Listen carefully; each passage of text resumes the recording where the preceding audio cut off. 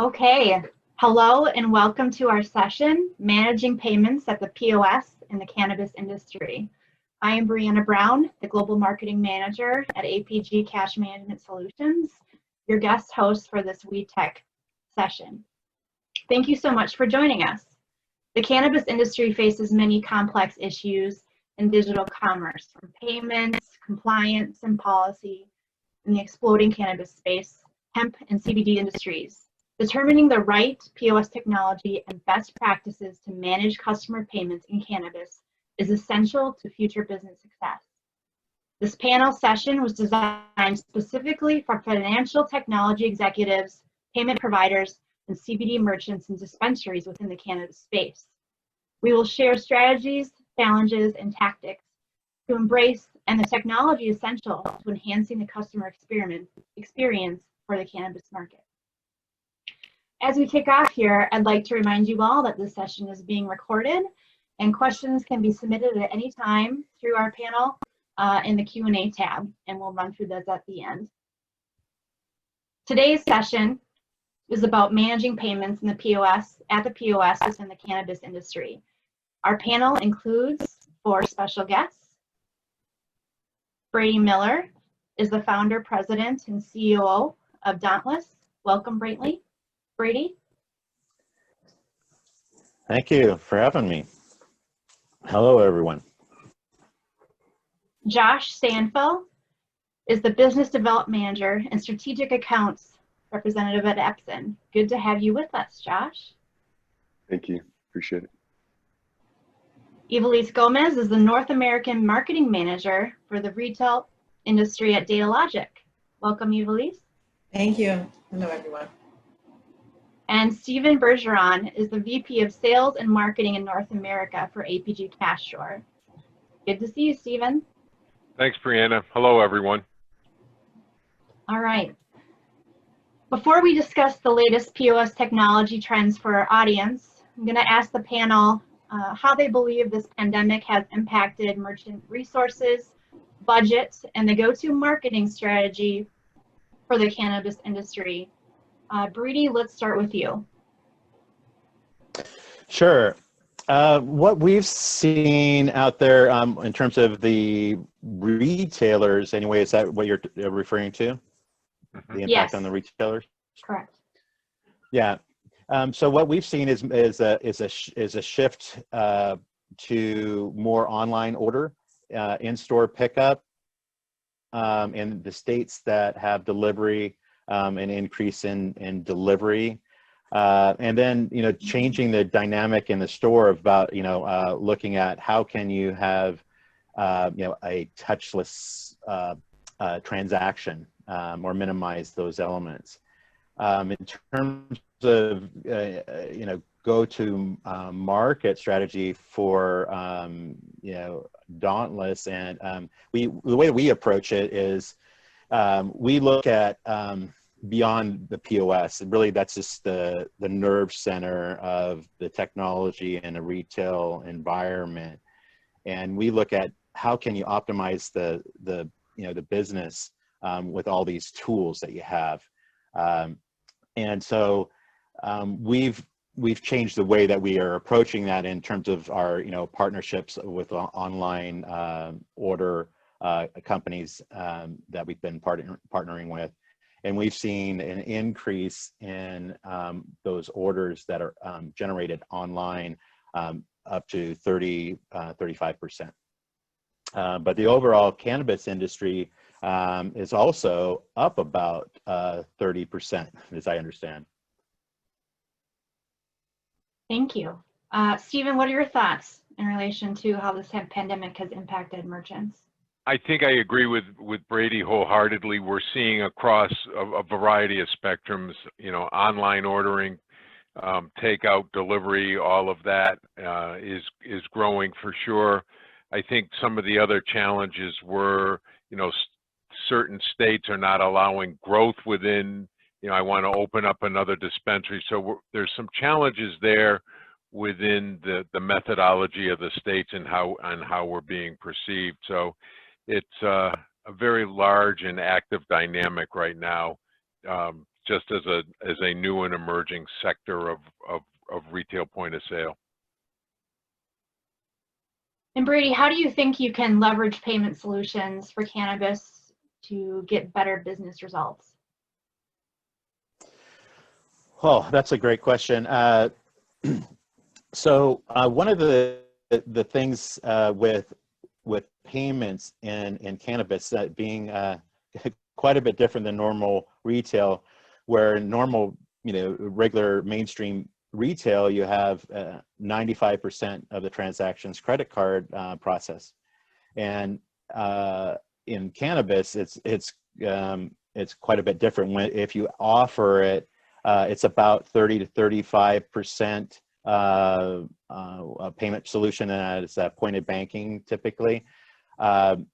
And what we've seen, depending on how they deploy that and what resources they use or have, and with the preference being definitely integrated payments, is that we see a lift in the range of 30 to 60% in some cases, depending on how they manage their program.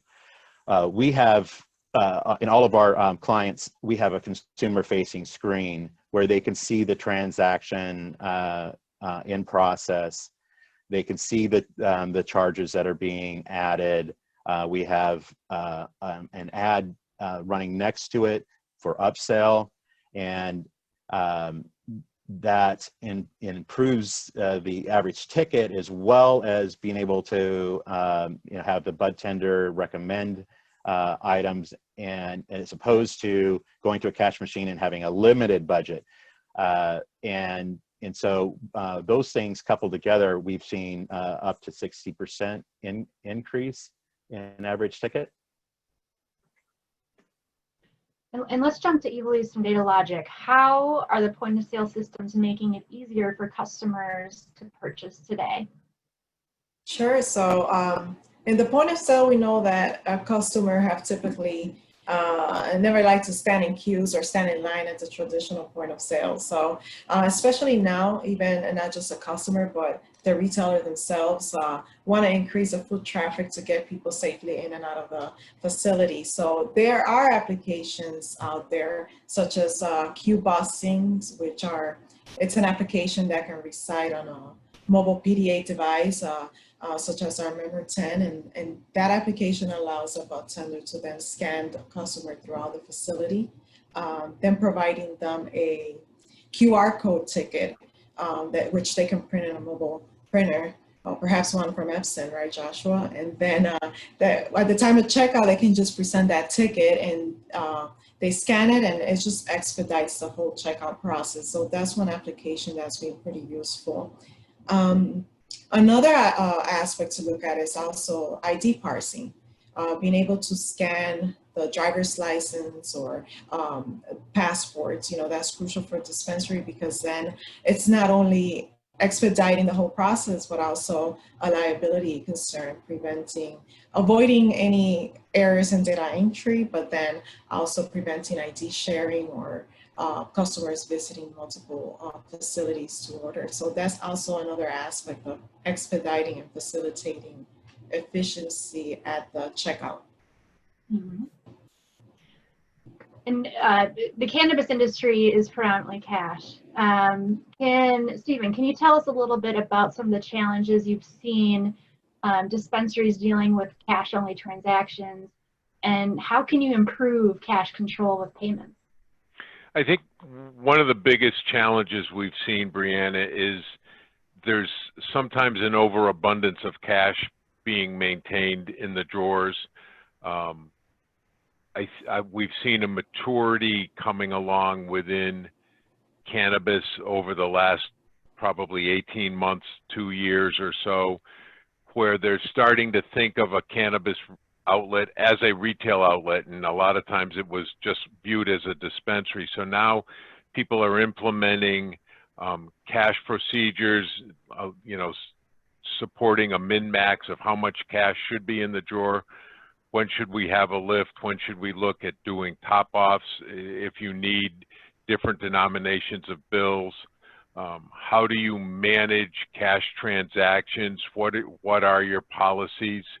Some folks we saw were actually having spare cash drawers behind the regular cash drawer, and you never knew what cash was where, so they were losing track of what's going on with all of the different drawers that they have up and running. So more and more automation with counting of the cash at the end of the transaction, and not necessarily using an on-floor safe.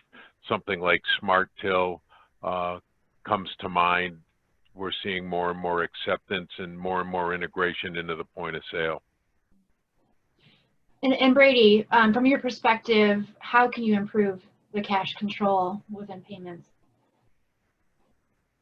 Yeah, well, with point of sale, one of the key elements is cash control and inventory control. And interesting enough, in cannabis retail point of sale, I think some companies have gone out there and recreated the wheel, and really at the core of solid retail, I mean, is cash control and inventory control, and the center of that, of course, is a transaction.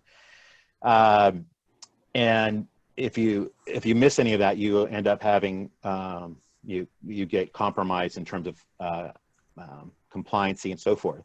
And so that's why we went with a platform that was already in retail for a long time, and extending on the cash control. So first of all, you need to have a strong retail system that is the core is retail first, and then applying the cannabis industry to it. And if you don't do that, you can have problems, including compliancy, which is what these other systems are trying to attain. So in terms of extending on the cash control element, like Stephen mentioned, having a smart till and procedures that are built on extending that cash control all the way to even these counters that there's the cash recyclers out there and so forth. I mean, you can pretty much lock down the cash control side of it. But we've seen in other in some of these retailers that they're losing cash and inventory, and that can really cause some compliance issues where they can lose their license. And so cash control is key, and also I don't know if I mentioned anything about managing, or the cost of managing all that cash too.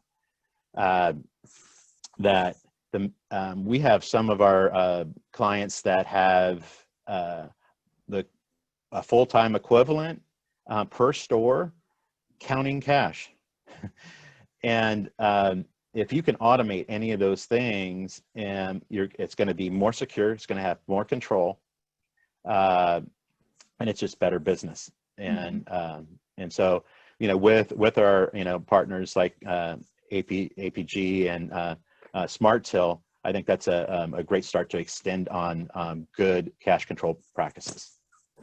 I think, Brady, I just want to pick up on one comment from Brady, if I might. I absolutely agree. It's retail first and then cannabis second.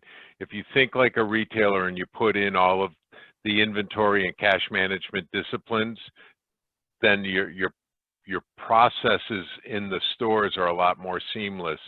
It's when you think backwards, that's when you're liable for the shrink and everything else. It's retail first, and cannabis is just the product. And Brady, you touched on some of the technology. Can you speak to any other solutions that cannabis merchants can utilize to save money by using payment solutions?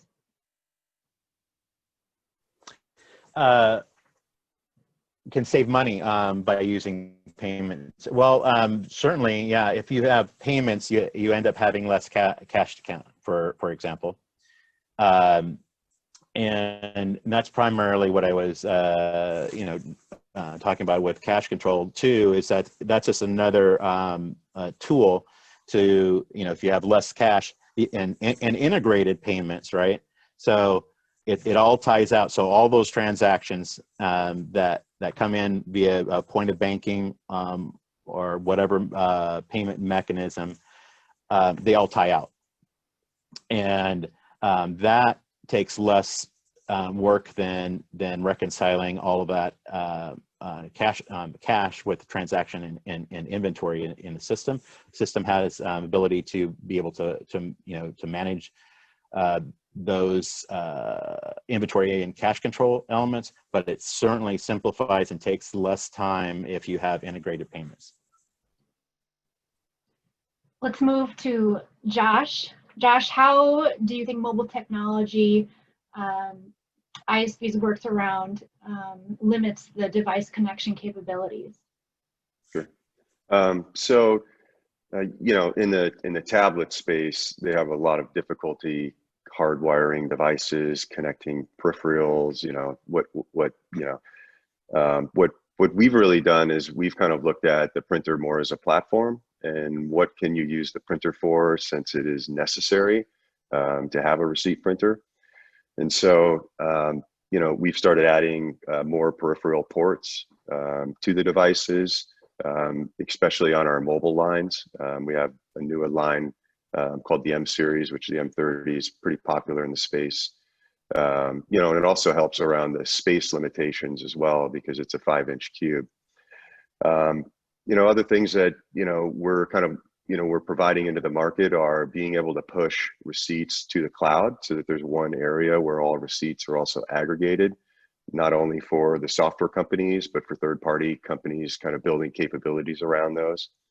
And lastly, I suppose we, in the restaurant space, we're really doing a lot of kitchen display type systems, when in some scenarios in retail, having a display system that may not be in the front of the house for order preparation, and then actually having a display at the front of the house for like an order queue, like your order's ready, or your order is being prepared.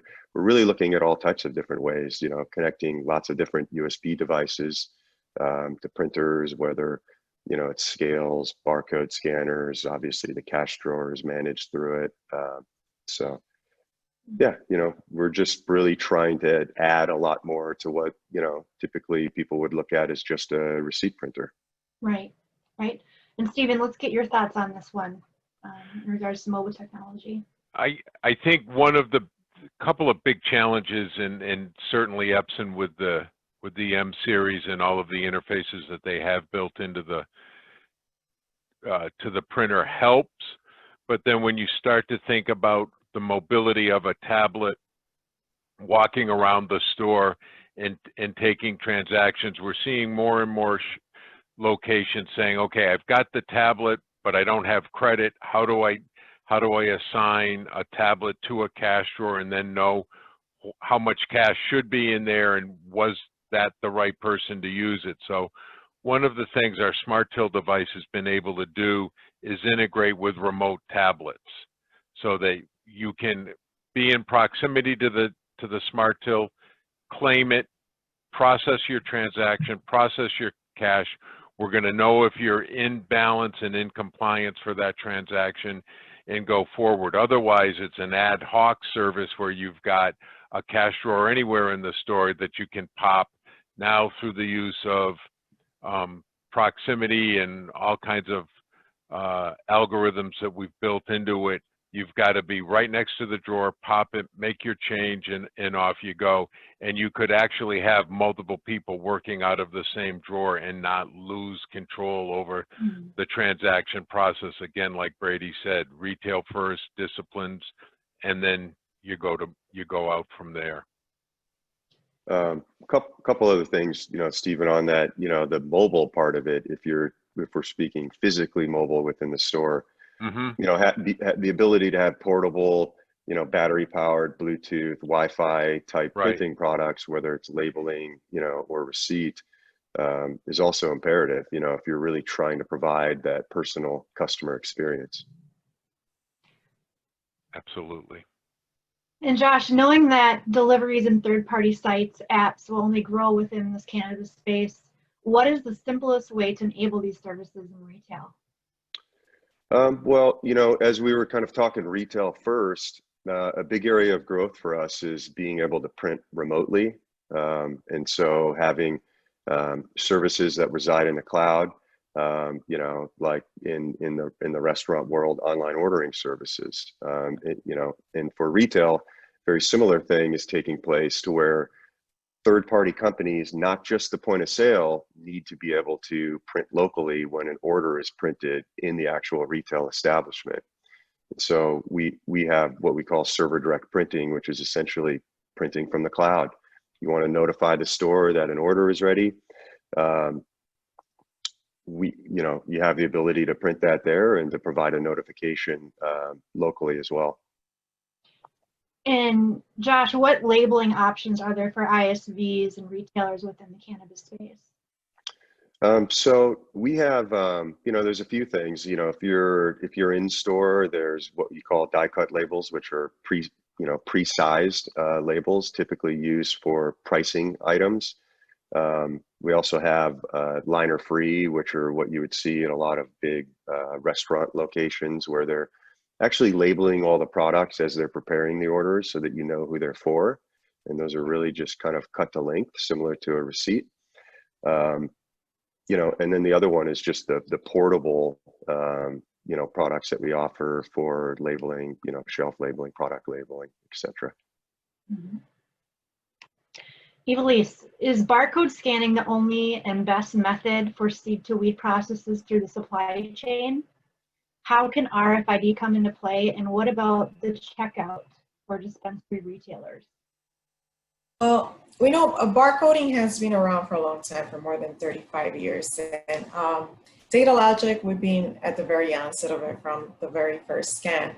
But in industries like this one, we do know that different scanning methods, are more efficient for different applications. So, for example, in the very early cycle of the seed to sale, such as plant cultivation and all, we do recognize that RFID tagging, of course, is a lot more efficient for that real-time track and trace efficiency and effectiveness. But then when it comes to the store level, barcodes are still very effective. But with that, there's technology that can support all multiple multi-purpose devices, such as our mobile PDA computers, like the Member 10 or Member 20, or the Member 10 specifically, because it's able to attach to an RFID sled, allowing it then to be a one multi-purpose device, which that's good for the whole cycle of the seed to sale. And even through the last mile delivery, which is very important at that. So the device, is a dual solution device that can read both RFID tags or a simple barcode reading. Okay, well, thank you. So during this time of COVID-19, what has your company been doing, and this is for everyone, to help retailers and keep employers and customers safe? Let's jump back to Brady. Yeah, I think touched on that a little bit with the, looking at how can we bring in other technologies like the online order in-store pickup or curbside. How can we have touchless transactions, that sort of thing. That's pretty much been our focus, is being able to enable that and listen to what our clients' needs are, changing needs are in that regard. Stephen? We've, for us, it's really been a lot more focus on ease of delivery, ease of availability of product. As a U.S.-based manufacturer, we've always had kind of a steady flow of product demands, and with COVID, it's been peaks and valleys, and we've never really known you know, who's coming on next. I think I used the expression recently, we've won a tremendous amount of business during COVID-19, but COVID-19 has taken the rollout. So we're into, you know, net new stores, but we still have to be prepared for all of the big bumps. So we're really on the sidelines working with Dauntless and other companies across a multiple of spectrums within retail, and just trying to be as flexible as humanly possible. These are, I hate the term, but it seems to fit so well, some really unprecedented times in my 35 years of retail experience, to say the least. So, you know, we're just trying to be as flexible and as open-minded as we can be and be of service to our partners. Yep. And Josh, let's get your perspective. Yeah, you know, I'm with a very large company. Obviously, Epson does everything from robots to projectors, scanners to inkjet business stuff. You know, we have had plans in place for scenarios like this. However, the scale of this was, you know, quite large, obviously. And so, you know, I'll take the approach more on the employee side. You know, there's all types of things that internally that the company has done to allow a lot of flexibility, updating a lot of internal technology to allow different types of internal meetings, shared documents, you know, really, you know, during this time, it's allowed us to kind of sharpen our sword, do everything that we can to assist with distribution. You know, lots of different companies, depending on what hardware, factories were shut down. You know, there's a lot that happened here. And so for us, we're just trying to work closely with our software partners and distributors and VARs and do what we can to, you know, mitigate as much of the issues that might have risen from this. Evilise? Yeah, so within Data Logic, we've just been focused on, you know, educating our customers on the efficiency and durability of our products with the excessive cleaning that's taking place now with the CDC. They're all compliant with the CDC recommended cleaning solutions, especially because our product is part of that point of sale checkout, and especially with the frontline workers at grocery stores, and also focusing on our other product lines, which are, there's models that have this, that are disinfectant ready and can sustain then a higher level of the increased demands of sanitation with harsher chemicals. We also even have models that are disinfectant ready and antimicrobial, which were predominantly used in healthcare because they do withstand the higher level of disinfection and cleaning frequency. But now with the situation, you know, these have proven to be very beneficial at checkout. So we worked on introducing new colors and all for these disinfectant ready and antimicrobial models of handheld scanners and mobile computers. So another aspect has been making sure that we communicate the efficiency of our scanners working through plexiglass, because plexiglass have been deployed throughout the nation at every location. So making sure that the clerks are not having to go around the plexiglass and defeating the whole purpose of them, which is to keep that safety distance, but be able to use our scanners to scan mobile phones or any other barcode through the plexiglass efficiently. So those are a lot of the areas that we've been focusing on and letting our customers know that we're here to help in any new modifications or requirements as they come about. Mm-hmm. And for our last question, as we close out, what do you think the future holds for cannabis sales? Where should dispensaries be looking to improve their operations and sales pipeline in the future? Let's start with Brady. Wow, I think there is quite a future in the cannabis business. As we've seen more and more states come on board, and you know, it's actually hard to even keep up with some of it, like Stephen was mentioning, you know, with supply chain and so forth.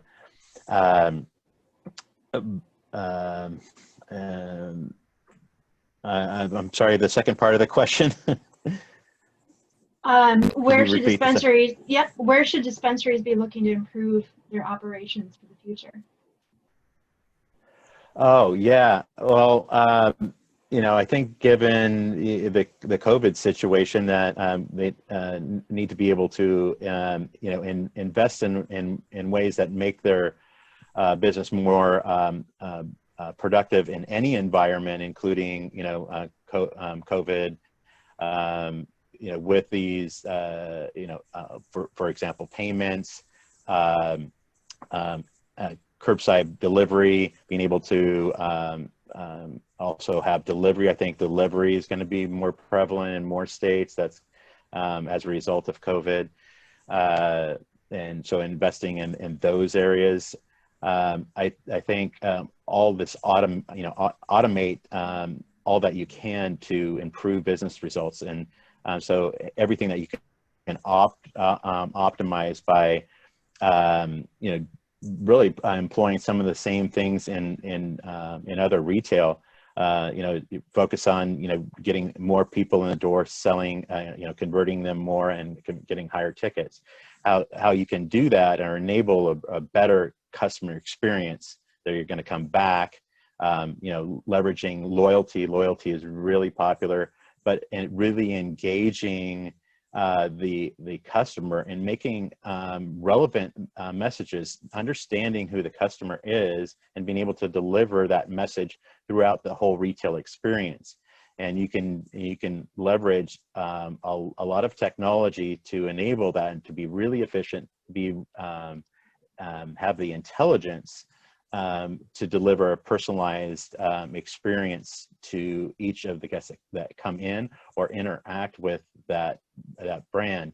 And kind of going back to the payments element again, is currently the standard is that people come in and either they have cash and they have a limited budget or in their wallet of what they're going to spend, and or they're going to the cash machine in the store, and then they're going up and trying to decide what they want to purchase, and they're likely to be limited in what they ultimately buy, or have the because let's say they have $60 or something like that,